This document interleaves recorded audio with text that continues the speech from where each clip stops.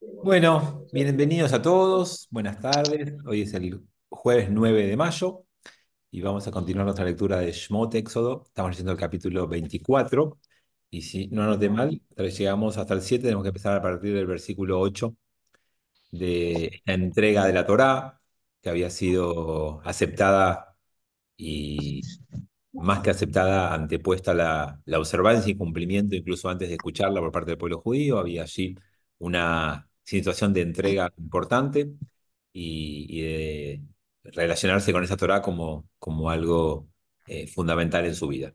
Así que en ese espíritu, con esa línea, y además habíamos visto que entregaron los 10 mandamientos y después una catarata de leyes. Vimos un montón de normas, reglas y leyes que continúan a los 10 mandamientos y que nos muestra al pueblo que entiende su camino de acercamiento a Dios a través del cumplimiento de normas, de leyes. La manera de llegar a Dios no es sentarte en tu casa a pensar en el corazón, ni tampoco una cuestión de fe, es un cumplimiento, una observancia, un mantenimiento de costumbres, leyes y demás.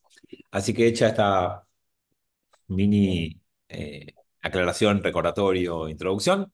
Vamos al texto, ¿no? Capítulo 24, 8. Tomó Moshe. Fabián, Sí. muteanos, por favor. Vamos a hacer lo que dijo Pupi. En un momento pensé que dijo, en lugar de una M adelante, de una P, pero no, dijo una M adelante, ¿no? Bien, listo, ahí los muteé para que puedan escuchar. El que quiera hablar se desmutea. Tomó Moshe la sangre y la roció sobre el pueblo y dijo: Esta es la sangre del pacto que ha concertado Adonai con vosotros por todas las palabras estas. Bueno, acá hay dos conceptos, o un concepto y un desprendimiento de ese concepto. El concepto central es pacto. Ya alguna vez lo hablamos, pero por las dudas voy a repetir lo más importante. El vínculo entre el pueblo y Dios es el vínculo de un pacto. Eso significa que hay dos partes que tienen derechos y responsabilidades cada una.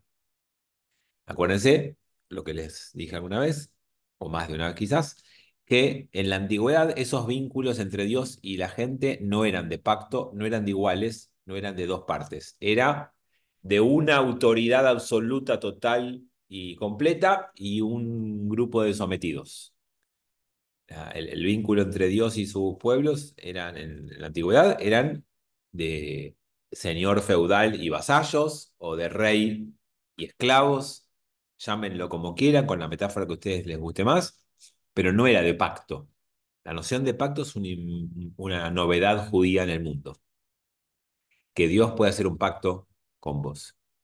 Y por eso nosotros transformamos y trasladamos esto a nuestros vínculos y relaciones. Un papá, un abuelo de familia, no es el rey, amo, dueño y señor de la gente que está en esa casa. Es alguien que construyó un pacto de amor con los que convive.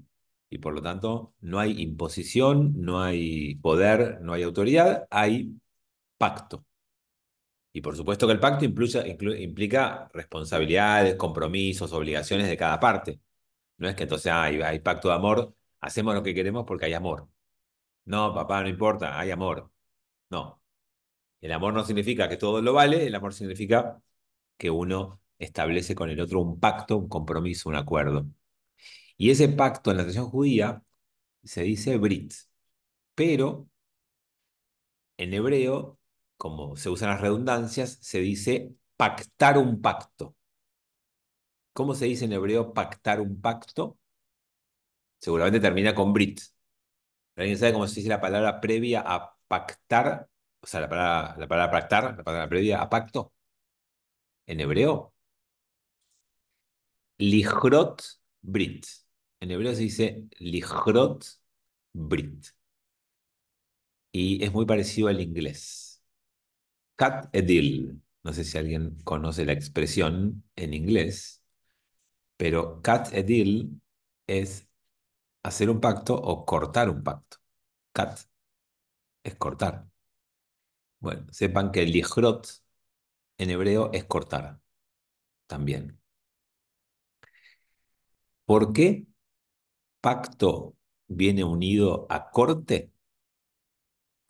Bueno, porque cuando yo pacto con vos, recorto mi libertad, recorto mis posibilidades, recorto la capacidad y posibilidad de hacer cosas, porque me comprometí con vos. Supongamos que ese pacto es de amor, llamado casamiento. Entonces, si yo me caso con vos, corto al resto de las mujeres dentro de las posibilidades de tener relaciones con ellas. Íntimas, por supuesto, puede ser amigo, puede ser, pero no. Entonces, la idea de que un pacto hay un corte. Hay un corte, decimos, este es nuestro compromiso, de acá no podemos salir, este es el límite, y haces un corte hasta donde entra esa isla. Y además, porque en la tradición judía el pacto por excelencia es un corte, que es el Brit Milá, que es el pacto que hizo Dios con Abraham y a partir de Abraham con cada uno de nosotros al ingresar al pueblo, al pacto, ya sea por nacimiento o por ingreso posterior. En los dos casos es igual. Un bebé nace y quiere ingresar al pacto judío, corte. Un adulto quiere ingresar al pueblo judío, corte. ¿Sí? Como hoy en Buenos Aires, ¿no? Está todo cortado. Entonces, un pacto es muy bien que no se dieron al paro y están acá, ¿eh? Los felicito. Un corte es la manera en la que iniciamos el pacto más importante, el inicial con Dios y la pertenencia al pueblo. Y en el pacto debe haber sangre. El Brit, el pacto judío, implica la presencia de un poquito de sangre. Por eso en el Brit Milá tiene que haber aunque sea una gotita de sangre.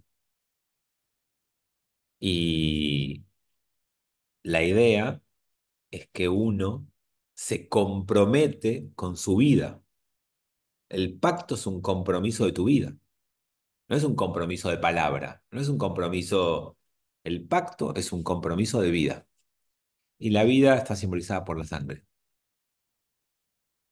Entonces, acá, que acabamos de leer un compromiso, un pacto entre Dios y el pueblo con la entrega de la Torá, tiene que haber sangre. El pacto entre Dios y el pueblo está consolidado, como leímos recién, con sangre que obviamente es de animal, de los sacrificios que hacían es simbólico, ¿no? No es literal, no es que había que matar a una persona para hacer el pacto, sino que está esta idea de que la sangre va a ratificar las palabras del pacto. No alcanza con las palabras, tenés que poner tu vida en juego. Ascendió Moshe y Aarón, Nadab, Abiú y 70 de los ancianos de Israel. Percibieron ellos la gloria de Dios de Israel y bajo el trono de su gloria era cual obra de ladrillos de zafiro y cual la esencia misma del cielo en pureza. Vamos a mirar un poquito esto en el hebreo para que podamos usar algunas de las palabras que dice ahí. Miren,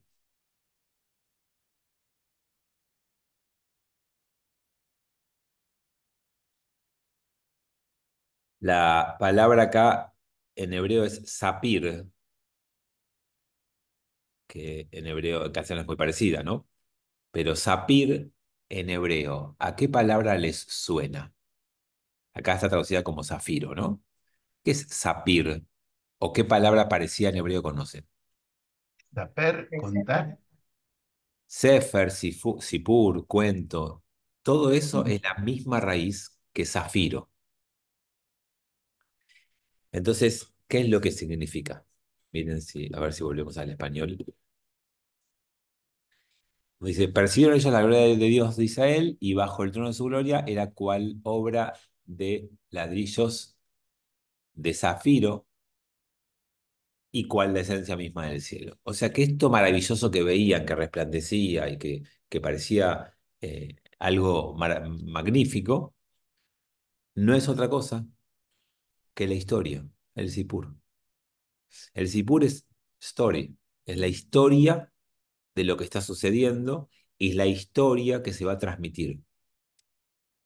En el momento en el que nacemos como pueblo, que es acá, con la entrega de Torá, nuestro nacimiento como pueblo, nace la idea de que esto es un pacto, que de un pacto con tu vida, por eso la sangre, y es un pacto para transmitir y escribir tu historia. La historia del pueblo judío es la historia del pacto entre Dios y el pueblo. No es la historia de las plagas, no es la historia de los milagros, es la historia del pacto entre el pueblo y Dios. Eso es lo central a transmitir siempre. Por supuesto que podemos contar todo y vamos a contar todo y si nuestros hijos y nietos nos permiten, vamos a hablar sin parar semanas enteras. Pero la historia que hay que contar es la historia del pacto entre el pueblo de Israel y Dios. Ese es el verdadero zafiro o zafir en hebreo. El zafiro, la piedra preciosa, el brillante, es la historia. ¿Qué pasa con nuestra vida? Lo mismo, ¿no? ¿Qué es lo más valioso de tu vida? ¿Cuál es tu brillante? ¿La casa que tenés? ¿El auto? ¿La cuenta bancaria? ¿El country? No. Lo más valioso que vos tenés en tu vida es tu historia de vida. Es todo lo que hiciste para llegar hasta acá. Y todo lo que vas a seguir haciendo para constituir tu vida. Eso es lo más valioso que todos tenemos. Bien, entonces, empero hacia los dignatarios de los hijos de Israel, no, él no tendió su poder y tuvieron visión de Elohim, mas ellos comieron y bebieron.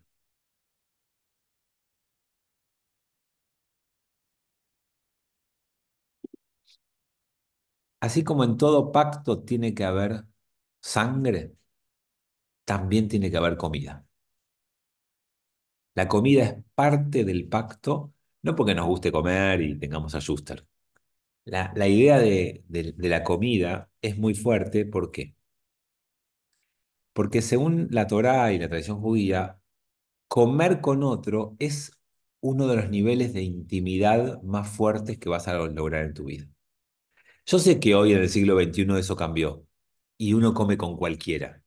Incluso se puso muy de moda hoy en restaurantes, bares y cafeterías hacer mesas comunitarias, ¿no? Vieron que están estas mesas largas y que la compartas con quien quieras compartir. Y está buenísimo, es parte de la cultura y todo bien. Pero comer de verdad es intimidad. Yo no invito a cualquiera a comer a mi casa, o por lo menos no debiera hacerlo. Invitar y comer con el otro es uno de los actos de mayor intimidad que uno puede lograr. Y es una manera de conocer al otro. Yo me acuerdo que hace unos años había hablado con un grupo de gente de comisión directiva y yo les decía que para mí, antes de contratar a una persona en el templo, a una persona que hace una labor sagrada, como un rabino, un seminarista, un hasán o hasanit, tenés que comer con él y su familia. Tenés que invitarlo a comer. Las entrevistas frías no sirven. Vos vas a una entrevista, ¿no? Para conocerte. Entonces venís a una oficina, te sentás y el otro se trajo un speech preparado, se trajo su currículum y te va a decir, no, no, la gente me dice, no, que trabajo mucho, que doy lo mejor de mí, que soy siempre un perfeccionista, que quiero que todo salga bien. Sí, sí, yo soy una persona. Y vos le contás una historia tuya inventada, ¿no? Todos vendemos la mejor historia posible de uno mismo. Bueno, salí de esa entrevista y después invitarlo a comer con la familia. Y que venga y que estén presentes su mujer o su marido, sus hijos, y come con ellos una noche entera. Nadie puede armar un guión para una noche de comida. Y nadie puede mantener una careta frente a una comida con un par de copitas de vino. Por eso en esos ámbitos se sirve un poco de alcohol y se relajan y charlan. Porque conoces a la otra persona cuando se saca la armadura y se saca el speech que grabó, que imaginó, que quiso decir. Entonces, la comida te da una intimidad y una posibilidad de llegar al corazón del otro que el resto de las actividades que compartís son más difíciles de lograr. Así que ahí también terminó la parte del pacto, estuvo la sangre y estuvo la comida. Dijo Adonai a Moshe, asciende a mí a la montaña, permanece allí y te daré las tablas de piedra y la Torá y los preceptos que yo he escrito para enseñarlos. Se levantó Moshe y Yoshua, su asistente, y ascendió Moshe a la montaña de Elohim. Todo este texto es medio confuso en el tiempo, es como que va y viene. ¿Pero qué? ¿Ya le dijo o no le dijo? ¿Subió o no subió? Bueno, aparentemente le habló Dios a Moshe y le dijo, pero ahora le va a entregar la Torá. No solamente que se la va a decir, sino que se la va a entregar. Y como siempre dijimos, el pueblo está en la base, el Sanedrín o los 70 que subieron con Moshe van a quedarse en un lugar y Moshe va a ascender a lo más alto. En primeros ancianos había dicho permaneced para nosotros en este lugar, basta que retornemos a vosotros, más he aquí que Aarón y Hur que están con vosotros, todo aquel que tuviere causas que se acerque a ellos. Acuérdense que había hecho una división de la autoridad de justicia, que había hecho tribunales más bajos y más altos, que Hur, Aarón atiendan los casos más chicos, cosa que ya había dicho antes, y que vos, a Moshe, solo le lleguen los asuntos más importantes, los más graves, los más difíciles. Ascendió Moshe a la montaña y recubrieron las nubes a la montaña y se posó la gloria de Adonai sobre el monte Sinaí y lo recubrieron las nubes por 6 días. Llamó él a Moshe al séptimo día de entre las nubes y la visión de gloria de Adonai era cual fuego que consumía en la cima de la montaña a ojos de los hijos de Israel. Entró Moshe en medio de las nubes y subió a la montaña y permaneció Moshe en la montaña 40 días y 40 noches. Volvió a contar todo el episodio que nos da origen como pueblo, en el cual nacemos. El pueblo de Israel nace en este acontecimiento, con Moshe dejando el pueblo, dejando a los ancianos y estando 40 días en el Sinaí recibiendo la Torá, nuestra historia. Y de allí tiene que nacer y consolidarse el pueblo que venimos a ser nosotros 3.300 años después. No sé qué pasó en el Sinaí, pero algo pasó. Esto lo dice Heschel. Abraham Yocheved. Yo no sé qué pasó en el Sinaí, pero algo pasó. Porque cuando uno se pone a profundizar, si en el Sinaí hubo una revelación, el hombre no está preparado para la revelación de Dios. No sabes cómo escuchar a Dios. No sabes cómo estar seguro que Dios quería esto. Si hay una revelación, uno confía en que quienes estuvieron ahí pudieron descifrar lo que Dios les quiso decir. Pero más allá de eso, algo pasó. ¿Por qué? Porque a partir de ese día cambió un pueblo en la humanidad. Y desde ese día hasta hoy, ese cambio de alguna u otra manera se mantiene. Siempre decimos lo mismo, ¿no? Se levanta un egipcio de hace 3.300 años y se encuentra un egipcio hoy, no pueden ni hablar. No se pueden poner de acuerdo en nada, no se entienden. Se levanta un cualquiera de estos pueblos de alrededor, ¿no? Un cananita o un edomita o un lo que sea, y se encuentra con uno de hoy, no puede comunicarse, no se puede entender, no puede. De hecho, no va a encontrar ninguno hoy, no hay ningún cananeo. Se levanta Moshe y nos habla, y yo que tengo un poquito de hebreo me voy a entender con Moshe seguro. Y quizás algunas cosas nosotros cumplamos de forma distinta, pero a grandes rasgos tenemos las mismas mitzvot y el mismo desafío y el mismo vínculo con Dios. Así que algo pasó ahí, y eso que pasó cambió la historia de la humanidad y de los judíos en particular. Y miren si no cambió la historia de la humanidad, que hay la mitad de la humanidad más o menos está inspirada en Dios y en este libro. Bueno, esto es lo que termina contando el capítulo 24 y vamos a el capítulo 25. Habló Adonai a Moshe diciendo, habla a los hijos de Israel y que separen en mi nombre ofrenda de todo hombre a quien voluntariosamente mueva su corazón, habéis de tomar ofrenda para mí. Bueno, ¿alguien sabe cómo se llama esto en hebreo? Acá empieza una parashá nueva. Daber Ben Israel y Juli Truma Met Kolish. O sea, esta es la parashá de Truma. Litrom, en hebreo, un torem, es un donante. Truma es una donación. Acá lo llaman ofrenda. Pero cuando vos das algo, ¿sí? sea que esta es la primer campaña de recaudación de fondos de la historia de la humanidad. Esta es la primera campaña de Cáritas, o la primera campaña del Keren Kayemet, o es la primera campaña de Cuja, o el primer recaudador, en términos más neutros, o Schnorrer, términos judíos a veces, vieron que el que mangueaba, el que pedía. Eh, entonces tenemos acá una propuesta de recaudación dirigida por Moshe, que va a ser mágica y maravillosa, va a ser la única vez en la historia de la humanidad que va a pasar esto que va a pasar ahora, nunca más pasó y nunca más va a pasar, pero acá pasó, ahora lo van a ver. Pero Moshe se ocupó de organizar esta campaña y de pedir a la gente algo de donación. ¿Para qué? ¿Para qué pide plata? ¿Alguno sabe? para construir el, el Aarón. Un poquito más que el Aarón, Mishkan, el Mishkan. El Aarón Claro, bueno, también, pero el sí, Mishkan sí, completo. O sea, el correcto. Mishkan es todo el tabernáculo, es todo el templo portátil. El Aarón es el lugar donde se va a guardar esta Torá. Y es correcto, va a que construir el Aarón, pero también todo el Mishkan. Entonces, la pregunta que uno se hace es, Dios le entrega la Torá a Moshe.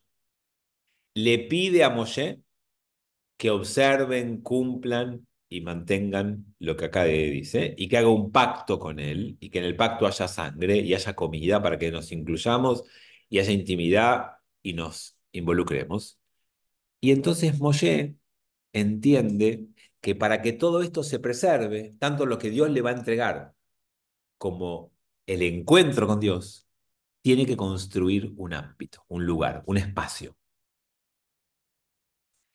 Y entonces aparece la disyuntiva típica del ser humano. Tiempo o espacio, materialidad o espiritualidad. ¿Con qué vivimos? Y la verdad es que hace falta las dos cosas, como dice Susana. Las dos cosas, no se puede vivir con una sola. Y no son contradictorias, y no son contrapuestas, y no hay que elegir. Una buena vida es la que tiene la dimensión del tiempo y del espacio en cuenta, la que tiene lo material y lo espiritual en cuenta, y la que puede armonizar entre ambas. Cuando vos tenés que, cuando vos sentís que hay una contradicción, cuando vos tenés que priorizar una por encima de la otra porque no podés con las dos, un problema hay. No es verdad que la espiritualidad es para los pobres y los ricos no van a entrar al reino de los cielos. No es cierto eso. Pues no es lógico. Dios quiere que tengamos una buena vida y una buena vida implica tiempo y espacio, materialidad y espiritualidad, ambas. Entonces, hay acá una entrega de la Torá, pero también hay la construcción de un lugar, de un ámbito. Y ustedes me van a decir, bueno, pero podría ser un poquito más humilde. ¿Por qué ponerle cosas muy valiosas? Miren, ahora, por ejemplo, lo que pide, ¿no? Esta es la ofrenda que había de tomar de oro, plata, cobre. ¿Por qué no pide algo más barato, tipo pesos argentinos?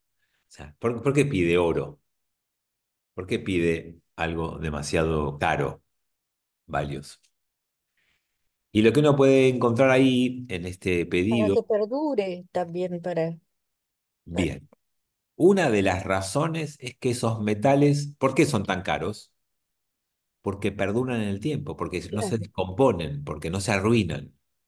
Entonces, los materiales nobles que sí, sí, logran durar mucho en el tiempo, y sí, son un poco más caros, pero logran trascender, durar, perdurar, y por eso son caros. Son caros por eso y porque son escasos, ¿no? Digamos, las dos variables para que una cosa sea cara es que sea escasa y que tenga utilidad mucho tiempo o más tiempo que el resto de las cosas.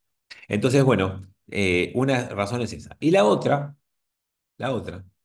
es si, como dice acá Armando, es una inversión a largo plazo. La otra razón es cuando vos vas a un cumpleaños o cuando vos celebrás el día de el enamorado, del padre, de la madre, del hijo, del hermano, del Espíritu Santo, no, de ese no. El día que celebres, ese día, si vos le das algo al otro y le querés decir que eso que le das encierra lo mucho que sentís por esa persona, le vas a dar algo valioso, no le vas a dar algo berreta. No sé si a vez te pasó que alguien te regaló algo medio trucho y que se notaba que era trucho. Y decís, bueno, esta persona mucho no me quiere.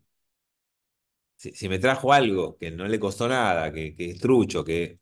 Entonces, si vos querés que ese lugar encierre el amor de todos los que lo construyeron, y bueno, cada uno tiene que traer lo mejor, no lo peor. Y ahora vamos a ver que hay mil opciones, no es solamente oro, pero tenés que traer lo mejor. Y eso nos pasa a todos. Cuando vos quieras tener un vínculo especial con alguien, cuando vos quieras con esa otra persona lograr intimidad, lograr respeto, lograr un pacto, tenés que poder darle algo cuando celebres, cuando festejes, cuando quieras, de valor. Si no, no. Entonces, por eso lo que pide son estas cosas valiosas.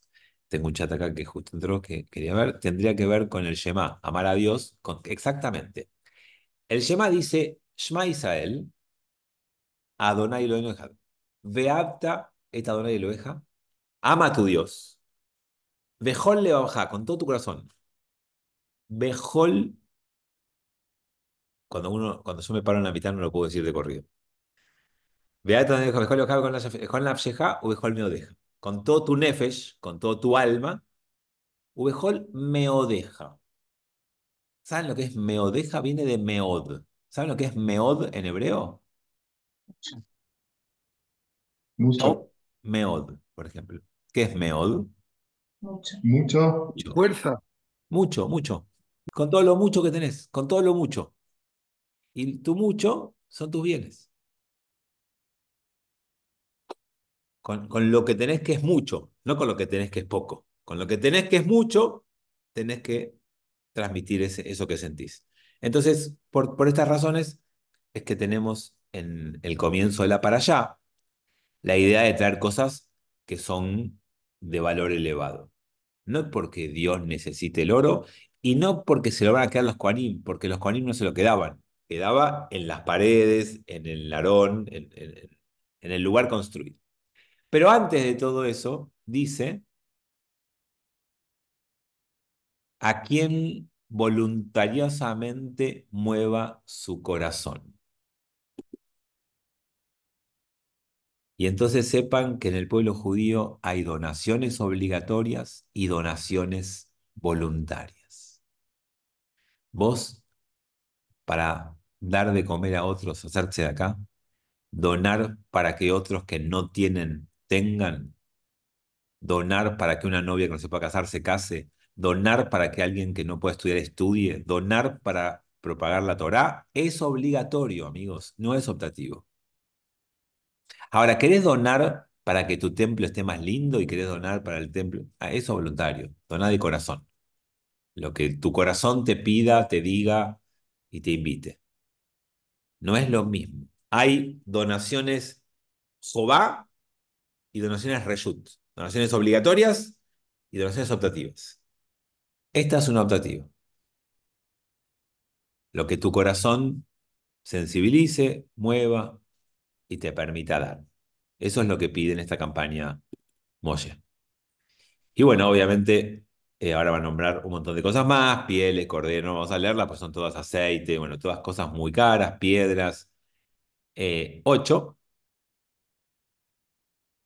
harán ellos en mi nombre un santuario y yo residiré entre ellos. Esta es una de las frases más lindas que tiene la Torá.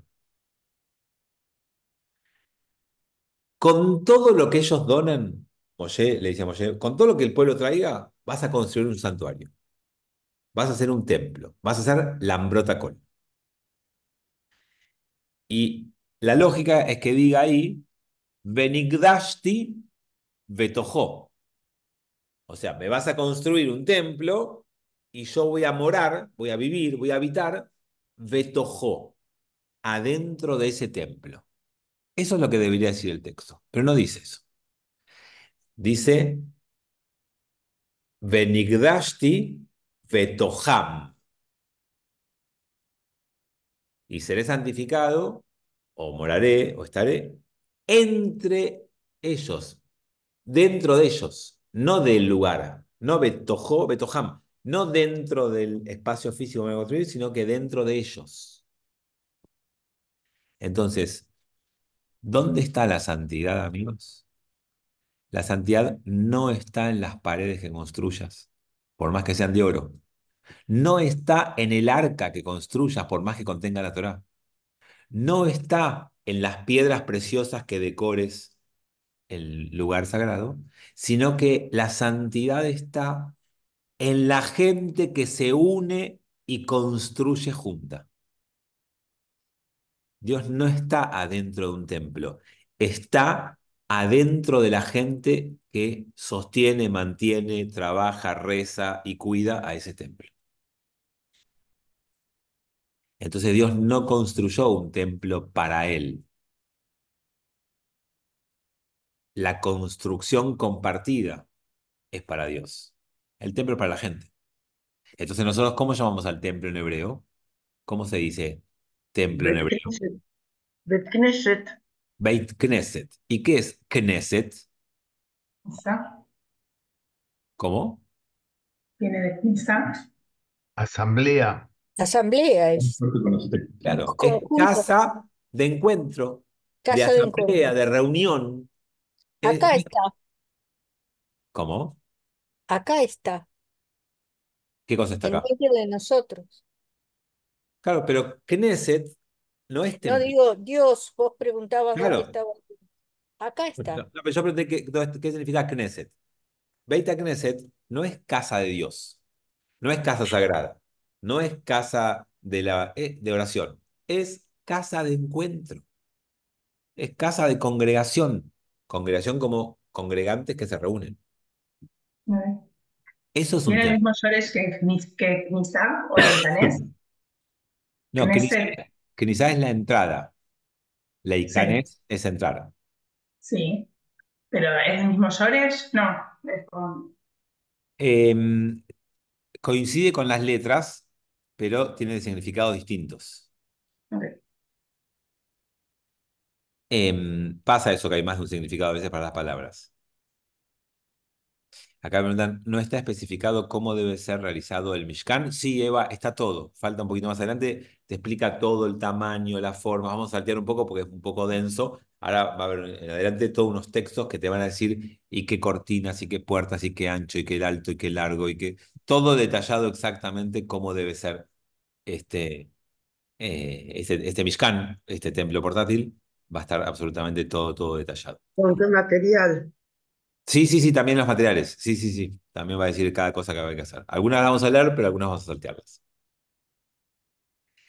Entonces va a residir entre ellos. Conforme con todo lo que yo te hago ver a ti, la forma del tabernáculo y la forma de todos sus enseres, así habréis de hacer. Parece que Dios le mostró a Moshe una imagen de cómo iba a ser. Porque era tan difícil de explicar que aparentemente tuvieron allí la primer proyección de una pantalla 4D para ver todo lo que allí pasaba. Habrán de hacer ellos un arca de madera de acacia, 2 codos y medio será su longitud, y 1 codo y medio será su anchura, y 1 codo y medio será su altura, y la revestirás con oro puro por dentro, y por fuera la revestirás, y pondrás sobre ella una corona de oro en derredor, y fundirás para ella 4 anillos. Bueno, empecemos con la primera parte. Esto es lo que decía Saúl cuando yo pregunté qué construyeron. Lo primero que van a construir para tener un Mishkan es el arca, el Aron HaKodesh, el receptáculo de la Torah. Si leyeron, lo leí un poquito rápido, medio adrede, dice qué tamaño tiene que tener y de qué madera, de qué tipo, qué sé yo, pero después dice que va a estar cubierta de oro. ¿Qué es lo que dice el texto respecto a la cobertura del oro? de cobertura de oro que no es lógico. ¿Cómo debía ser recubierto de oro esto?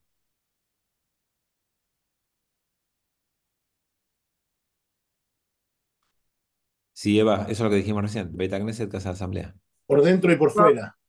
Bien, Armando. ¿Y por qué te llama la atención que diga por dentro y por fuera? Generalmente se pone solamente por fuera. ¿Por qué? Por dentro está lo sagrado, está la Torá, están las tablas. ¿Pero por qué Lo habitualmente se pone por interno- fuera? porque lo interno es tan importante como lo externo. Lo que uno no muestra, lo que uno no muestra es tan importante como lo que uno muestra. Está perfecto, pero ¿por qué habitualmente solamente se pone por fuera? Para ahorrar, para no gastar. Porque es lo único que se ve. Es lo que se ve. O sea, lo que se ve con la vista es lo que está fuera del mueble. Nadie pone roble adentro. Pones un enchapado adentro o una aglomerada. mm, Y afuera pones la mejor madera que puedas. Cada uno con sus posibilidades. Abran cualquier mueble de su casa y van a ver que generalmente es así. Solamente se ponen cosas lindas en lo que se ve con la vista. Lo que no se ve con la vista, no se ponen cosas lindas. Y como Armando decía recién, la Torah no es solamente lo que se ve, sino la esencia y lo que está dentro tan importante como lo que se ve. Callar por fuera y callar por dentro. Claro. Y fíjense qué interesante, porque uno podría decir, esperá, seamos todavía más inteligentes.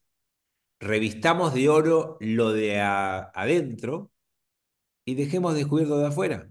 Y que el mensaje sea, ¿qué importa cómo te vestís? ¿Qué importa lo que se ve de afuera? Lo que importa es lo de adentro. Y lo de afuera, no. El judaísmo te dice las dos cosas son importantes. Lo que se ve es importante y lo que se es por dentro es tan importante como eso. Hay un concepto que se los expliqué muchas veces, que es maritime, que vos tenés que ser visto como sos. No alcanza que vos le digas, no, ¿sabes qué? Esta persona tiene malos modales, pero por dentro, en el fondo, es un amor. ¿Vieron? ¿Escucharon alguna vez? Muchas veces, no, esta persona en el fondo, no sabe lo que es en el fondo. En el fondo monetario, ¿en qué fondo? ¿Qué significa que esa persona en el fondo es buena? Vos tenés que ser bueno en el fondo, adelante, en el medio, atrás, no ujú. solamente en el fondo. Y si no, anda a vivir al fondo. Entonces, lo que se muestra, lo que se observa, también es de oro. Y lo que está dentro, también es de oro.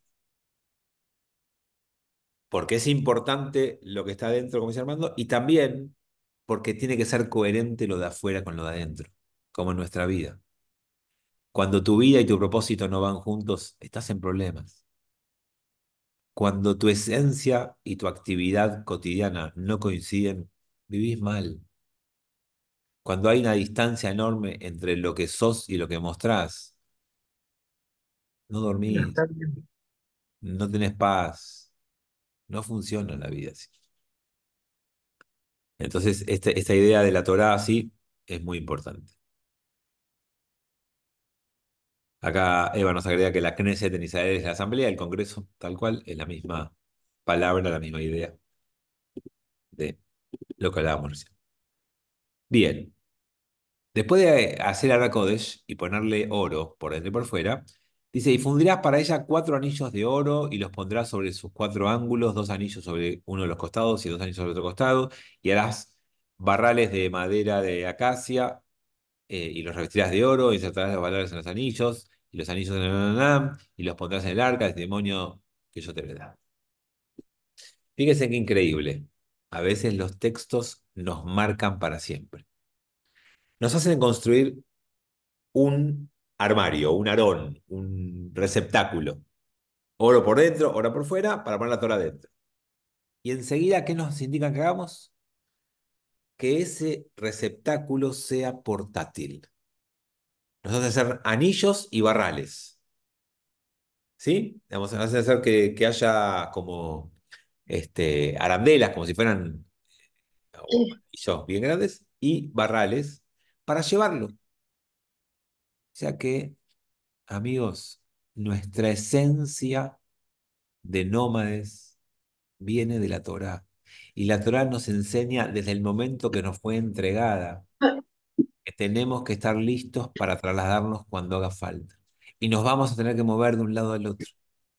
Y Y nos va a llevarla con pasar. nosotros. ¿Cómo? Movernos y llevarla con nosotros. Tal cual. Y a donde vayas, tenés que llevar la Torá con vos. Y si hoy seguimos vivos, es porque hicimos caso a ese mandato. Lo único que mantiene al pueblo judío con vida como pueblo es que a donde nos fuimos, nos llevamos la Torá. Nos pudieron destruir el Mishkan, nos pudieron destruir el tabernáculo, nos pudieron destruir el templo, nos pudieron destruir la ciudad, nos pudieron destruir las murallas, pero no nos destruyeron porque nos llevamos el soft, no el hard. El hard lo perdimos, pero el soft lo llevamos con nosotros. Y el soft es la forma y la manera en la que vivimos con los valores y principios que tenemos. Y solo pudimos hacer eso porque entendimos de entrada que Dios no está ahí adentro, sino que está entre nosotros. Dios no se quedó en el templo destruido. Se fue con los que quisimos seguir construyendo el judaísmo fuera de ese lugar destruido.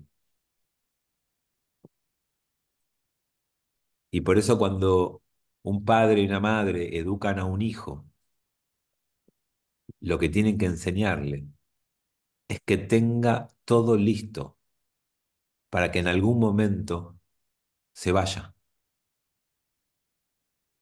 Y se va a llevar cuando se vaya lo que le enseñaste más valioso, que no va a quedar en la casa, se lo va a llevar. Porque lo más valioso no es la cama donde dormía o la mesa donde comía, sino los sueños que tenía en esa cama y los momentos de conversación en esa mesa y los valores aprendidos en esa vida compartida. Y eso es lo que se va a llevar a donde vaya. Y eso va a hacer que esa persona pueda tranquilamente dejar esa casa de sus padres e iniciar una nueva familia, llevándose lo más sagrado y más valioso. Y así está planteada la vida judía. Y la continuidad no es aferrarte, sino dejar ir y que en ese ir se lleven lo más valioso y no se lo olviden y no lo pierdan. Tengo muy poquita batería, vamos a hacer un par más. Bueno, y pondrás en ese arca la Torá, las tablas que yo te voy a dar a ti, y harás un propiciatorio de oro puro, 2,5 codos será su longitud y 1,5 codo será su anchura, y harás 2 querubines de oro, batidos a martillo, habrás de hacerlos a los extremos del propiciatorio, habrás de hacer un querubín en el extremo de aquí, otro querubín de acá. Muy bien. Y los querubines ahí desplegados. Perfecto. Vamos a hacer el último tema de hoy. Vieron que hay imágenes las imágenes están prohibidas en el pueblo judío, y muchos no ponen imágenes. Pero alguna vez quizás viste algún dibujo o alguna estructura que tiene como dos angelitos a los costados. No son angelitos, pero podría ser una forma medio rara que, bueno, eso es lo que acá te dice. Que va a haber dos querubines. Esos querubín son esas dos formas de representación que Dios nos pidió que pongamos al costado del Arona Kodesh. Al costado, o en los dos costados, del armario o arón que contiene a la Torah. Y esto es muy esotérico y muy complicado en nuestra comprensión de la Torah racional, tiene mucho más que ver con la dimensión mística y con explicaciones que van por ese lado de la Cábala, y que en principio podríamos decir que todo hombre, toda mujer, todo ser humano experimenta y siente miedo. Y todo ser humano, cuando siente miedo, necesita tener confianza para estar mejor. Y esa confianza muchas veces te lo da la idea de que algo o alguien te cuida, te protege. Y hay alguien custodio, y hay alguien que se preocupa por vos, y hay alguien que está supervisando tu existencia. Y entonces los querubines simbolizan quienes van a cuidar y proteger la entrada de la Torá, como vos esperás que Dios cuide y proteja la entrada de tu vida y que sea siempre la dimensión de la confianza y de la seguridad lo que te permita vivir. No hay ser humano que nunca haya experimentado miedo, no hay. Todo ser humano experimenta miedo, algunos más, otros menos, pero todos. La única, o no sé si la única, la gran diferencia que podemos lograr es si experimentás pájaro, miedo paralizante, miedo que no te permite pensar, hacer, moverte, miedo que te impide vivir, o si experimentás un temor, irá, una emoción que si bien te hace cuidarte, estar alerta, que se preocupa por vos, no te impide seguir adelante con tu vida. No sentir miedo no es posible y es para locos, pero experimentar miedo paralizante es muy preocupante. Lo ideal es que respetemos lo que puede pasarnos en la vida, que estemos con cuidado para que nada nos lastime ni nos dañe y que sintamos una protección, un cuidado para que nos animemos a salir un poquito y hacer algo importante con nuestra vida. Así que con algunos de estos simbolismos que están en el Mishkan, en la Torá, en el Aarón y en el comienzo de la vida del pueblo judío como pueblo, los saludo y los despido hasta nuestro próximo encuentro el jueves que viene. Chau. Que estén bien, Shabbat Shalom para mañana. Chau, chau. Gracias. Muchísimas gracias. Gracias.